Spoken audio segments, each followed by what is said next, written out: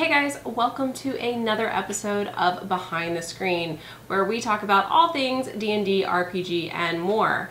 The goal is usually to talk about things that go on behind the DM screen, but today we're actually just sort of going to talk about things that have come up recently that I've been kind of struggling with. I actually kind of need the internet's help with this. So, as some of you may know from our other videos, we got an awesome new game table. I will be breaking it in this weekend. Actually, Eric's going to get to break it in first.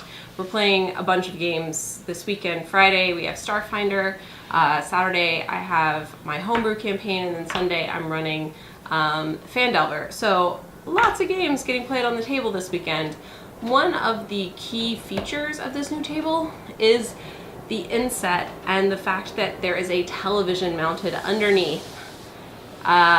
The whole point of this was to be able to project maps on it so that I wouldn't have to draw maps, and while we do have 3D terrain, they're not every situation calls for a 3D terrain map. I mean, sure, you could, but it would be kind of crazy.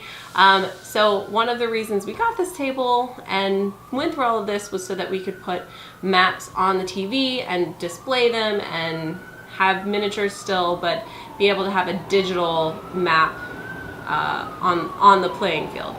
Now, one of the things that I didn't really think about when we were leading into this was what am I going to use to make those maps? And that's kind of where I'm stuck right now. So I've looked at a bunch of different map making tools. Now, I'm specifically talking about dungeon maps. I'm not talking about world maps or town maps per se, unless the town is part of the encounter. But these are traditional grid line maps. And I'm looking for something that is going to be easy and intuitive to use and build maps as quickly as possible. Usually we run several different encounters every time we play one of our big games, because we'll play for like 13 hours. So, well, that's an exaggeration that we have. Usually it's around like 8 or 9 hours, so there'll be a bunch of encounters that happen. I can draw maps on a ChessX, like a wet erase, but it'd be cool if we had maps in front of us. So something that's easy for me to come up with the maps that is easy to draw on, easy to use. Also, fog of war I think is really important. I love the reveal aspect of characters walking into a room and seeing something for the first time, and usually I do this with pieces of paper that are taped down to the dry erase, or the wet erase map. I haven't been able to find necessarily the software that's going to pull that off, and then also potentially something that is accessible on a Mac. I use Apple for pretty much everything. We have a PC, but it's not what I use when I game, so something that works on a Mac would be good. And if possible, it'd be really cool if there was some way that I could use the iPad and the pencil to be able to actually draw. That would be sweet. That's a long wish list of things that I want, and the apps that I've found so far, none of them actually hit that mark. So in no particular order, here's what I've actually looked at so far. So Dungeon Painter Studio.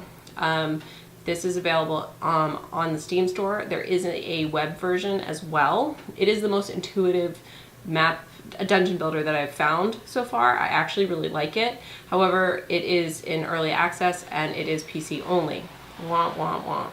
So, but the web version seems decent. It doesn't have all the bells and whistles. It doesn't have any of the sort of the extras. And I haven't quite figured out how to do Fog of War on it. Fog of War is kind of my biggest problem right now.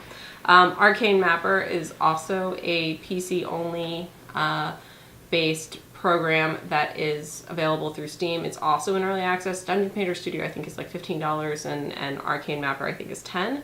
It doesn't have Fog of War either, but it has really awesome dynamic lighting. So you can put light in the room, and then it actually translates that and does shadows, and you can make it looks really cool. I really liked it. I haven't actually had a chance to play with it. I just watched the videos that they have. It looks pretty neat, but it seems sort of basic still. Again, it's in the early stages of development. Power VTT, Virtual Tabletop.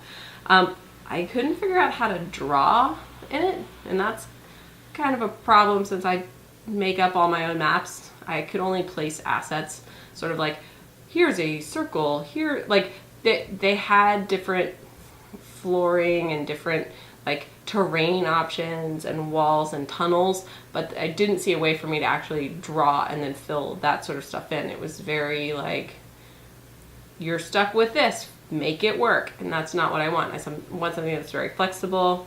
Map tool, which has potential. Everything I've seen seems like it would probably work if I could just figure out how to use it. I don't know, it seems extremely complex and it's very outdated interface. It feels very PC 1995, like Windows, whatever that was, Windows 98. Like it feels really, really old, and that worries me, and I'm sort of concerned about how that is gonna work. So I originally thought at one point that maybe I would do like a combo of Dungeon Painter Studio and then put it into Map Tool. Map Tool has Fog of War. It does some of the things that I want it to do, but I can't figure out how to use it. And then finally I was like, well, maybe I just use something in the iPad and I just draw everything and have a grid and it's there and I'm just drawing. That might work. I downloaded Adobe Illustrator Draw, which is the Adobe product that's free that you can use on your iPad with your pencil, and I started playing with it today.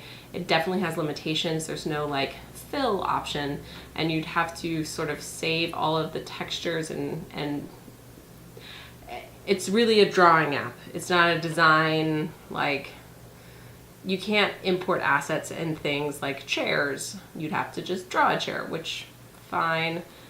But I liked the fact that it would work with my computer because I have the Adobe Creative Suite on my computer, so I could port it over and then AirPlay it or put extra layers on or do other things to it. It wasn't quite everything that I wanted it to do. So that's five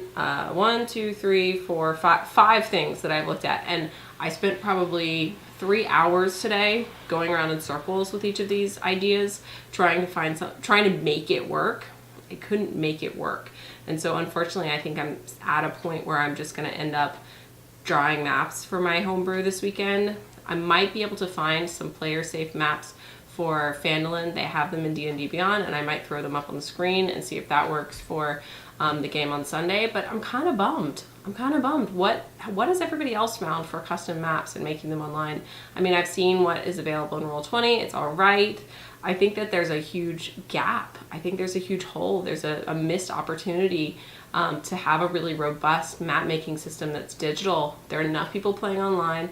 There are enough people playing who are starting to incorporate these digital aspects, whether that's a fancy board game table that has a TV in it, or projecting something on a TV behind you to add more interactions for the players. There really is people are missing out. People really are.